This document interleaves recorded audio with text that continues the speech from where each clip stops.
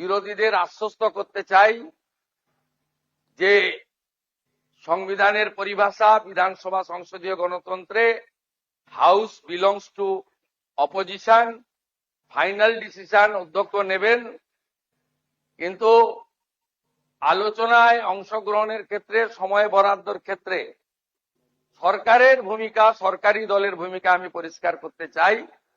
সংখ্যায় আপনারা অনেক কম হলেও আমরা 50-50 যে ভাগ আছে সেটা থেকে সরে যাব না। আমাদের সংখ্যা অনেক বেশি হলেও আপনাদের বেশি করে বলার সুযোগ যাতে অধ্যক্ষ দেন সরকার এবং সরকারি দলের, সেই ব্যবস্থা থাকবে। আমি মুখ্যমন্ত্রী হিসেবে মাননীয় বিধায়কদের কোন দল থেকে জিতেছেন বড় কথা নয়, মন্ত্রীদের সঙ্গে মিট করবেন, যদি না আপনাদের দলের আপত্তি না থাকে।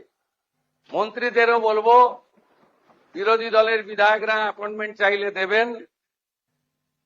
এলাকায় মন্ত্রীরা গেলে যে দলেরই বিধায়ক হন তাকে খবর দেবেন।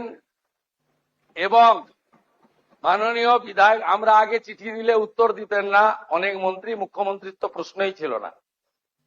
আপনারা আমাকে চিঠি দিলেন, দেবেন, প্রাপ্তি স্বীকারও পাবেন এবং কিছুটা ইতিবাচক ফলাফলও পাবেন।